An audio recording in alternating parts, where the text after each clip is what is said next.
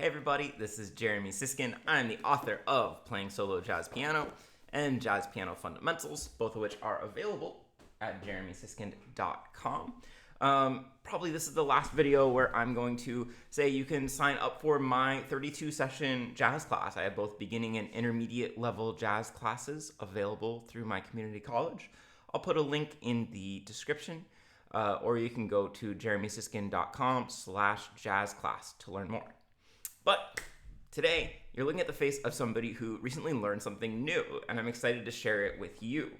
And I have to credit Tamir Hendelman, one of my mentors and one of my favorite pianists, for teaching this. I got to be faculty with him at a jazz camp in Washington last week, and he explained this concept, and I had never heard of it. It was totally new.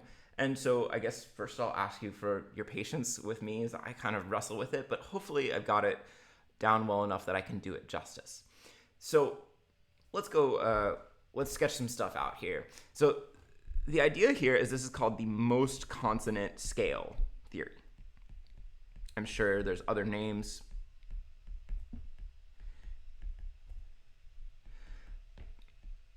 And there it is. Sometimes technology doesn't cooperate. Scale theory. Super nice writing. I hope that was thrilling.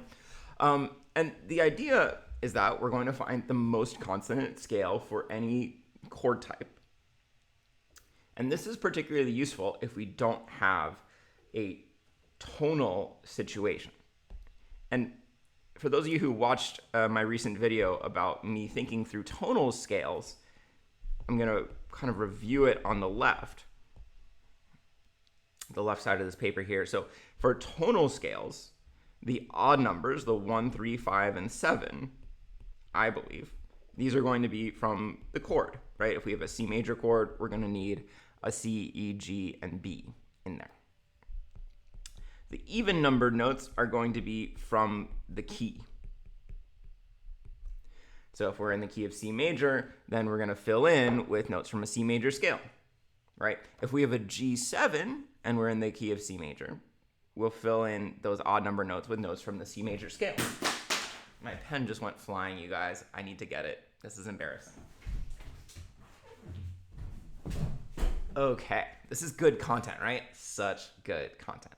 But it gets interesting, if we have a G7 and we're in the key of C minor, right? Then we're going to have to fill in notes from the key of C minor in between those notes to the G7. So we're going to get some different results. For example, the sixth note, instead of being an E, like a G7 in C major would be an E flat for sure. And probably the second note would be an A flat from the C harmonic minor scale. So I think that covers most of what we want to do in terms of tonal harmony. And by the way, when I say tonal harmony, I mean harmony that's clearly in a single key and that has this tension and release 5-to-1 progressions to constantly remind us of what key we're in or what new keys we're visiting. Okay, so the real essential part of being tonal is that we have 5 chords. Not 5, the number 5, the Roman numeral. And if you think about that word tonal, the tone refers to the leading tone. I just realized this recently this year, that when we have this leading tone that resolves, we are in a tonal context. Now, if we're not in a tonal context, the opposite of tonal is not necessarily atonal. I would say one opposite of tonal would be modal, right? And we've heard of modal jazz. Miles Davis's second quintet played mostly modal-leaning jazz. A lot of what Wayne Shorter, Joe Henderson, Herbie Hancock, Chick Corea did falls into this modal category.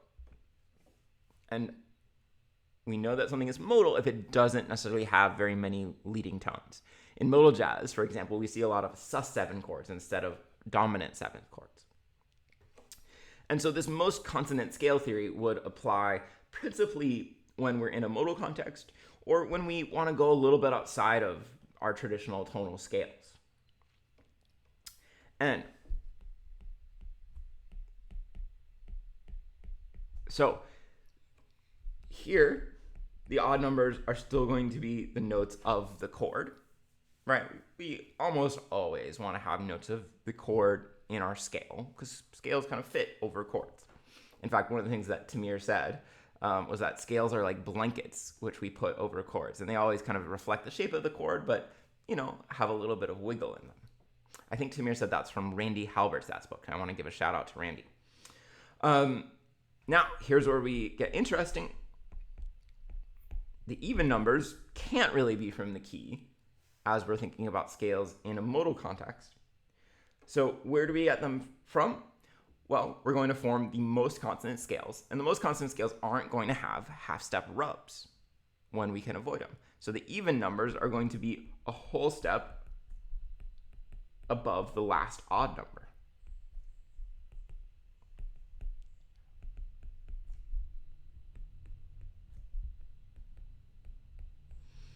So if the root of the scale is a C, for the second degree, we're going to go to a D each time, okay?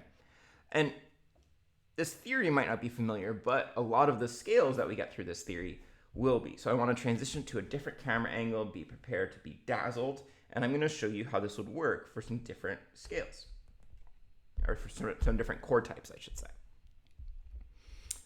All right, so I've set up some different chords so that we can experiment together with these most consonant scales. So here's a major seventh chord. I've got the 4 notes of that chord. And for each one, we're going to go a whole step above. So a whole step above C is D. A whole step above E is F sharp. A whole step above G is A. And then, of course, we can have half steps in these scales, right? Between F sharp and G, there's a half step, and then B and C would be the next half step.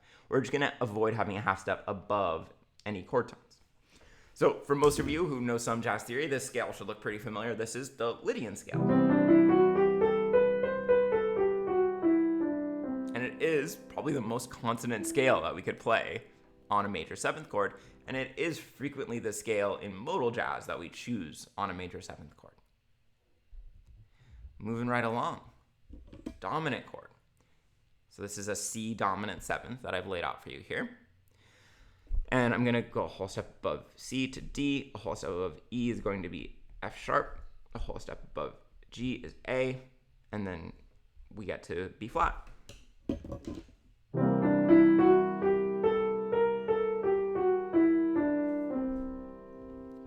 Many of you might know this as the Lydian dominant scale. Sometimes I hear people call it the Lydian mixolydian. It's got a sharp 4 and a flat 7 as compared to the C major scale. So that might be the most consonant scale we can play on a dominant 7th chord. For a minor 7th chord, so this is C minor 7, we're going to go a whole step above, whole step above, whole step above, and then we get back to C. This should be very familiar if you've studied any jazz. This is the Dorian mode, which we use all the time in modal music, right? If you think of So What, Impressions, all these modal pieces, we see a lot of Dorian. Half diminished chord. Whole step above goes to D, whole step above goes to F, whole step above goes to A flat.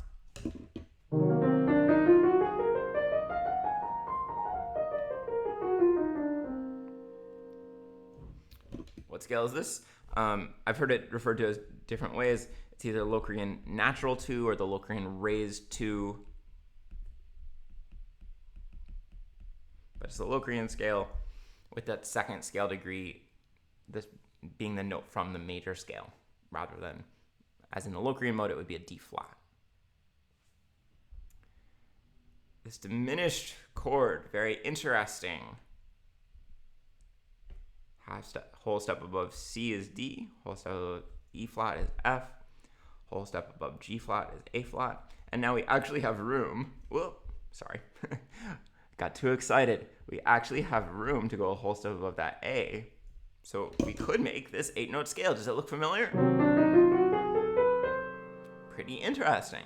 That's the whole half octatonic. Now, I need to pause here to tell you about me, which is that I've always taught and thought about this whole half octatonic as having half-step lead-ins to each chord tone. So it's interesting to think about it from the other perspective, that here we are going a whole step above each chord tone. Is one right and the other wrong? Like, I couldn't really say. But it's interesting to think of it from the other perspective. How about for a C minor major 7th chord? Whole step above, whole step above, whole step above, and we get this scale, which should be familiar. This is our ascending melodic minor. In jazz, we just call it the melodic minor. What about for a minor 6 chord? Whole step above, whole step above, whole step above. Here we do have room also. Am I doing this wrong? Let's see. I told you we'd be going through it together. Oh, I see. We doubled the A. So here, we're not going to play an A twice. We're not psychopaths. So those are the same. And look, it's pretty interesting. We end up getting the same scale, right? We end up with the melodic minor scale. Whoop. Okay. So now here's where this is the point at which you could dismiss all of this as voodoo, because we're gonna play with a few things here, including, by including the 9th. So I was curious about sus chords, because sus chords come up a lot in modal music. If you think of Yes or No is a tune with kind of a long sus chord. Maiden Voyage basically only has sus chords. So that's pretty interesting. So if we use a sus chord, we end up with this, if we go through this process with a sus chord, D is a half step above C, G is a half step above F, that's already there. Sorry, I'm saying half step, I'm meaning whole step. D is a whole step above C, G is a whole step above F, A is a whole step above G. If we try to go a whole step above B, we get back to C, so that's not really useful. Right, so we end up with just a 1, 2, 3, 4, 5, 6 note scale. Not particularly useful. So I was thinking we could include the 9th, and here D is the 9th. If we go a step above D, we get to E, and then we actually get the scale that we usually use with sus chords, which would be the Mixolydian mode. And it is probably the most consonant mode to use. Similarly, I'm going to delete this. If we do a sus flat 9, sorry, my app is freaking out on me. If we use a sus flat 9, if we include that flat 9 as a chord tone here, 4, 5, 7, and we start adding notes where we have gaps. So I'm going to add E flat. Okay, then G is already a whole step above F. A is a whole step above G. Oops, I'm sorry, the camera angle's bad. There we go. We actually end up getting the Phrygian mode, which is usually what we do use with a sus flat 9. Pretty interesting. Now Tamir gave the example, and this is taking it even a step further. Let's say that we have a dominant 7th chord.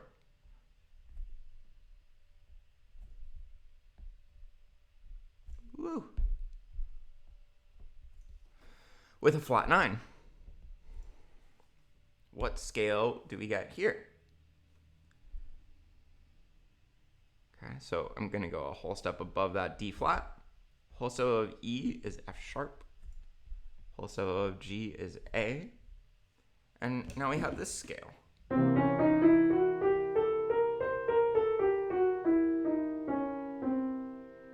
Kind of fascinating. That's the half whole octatonic, right?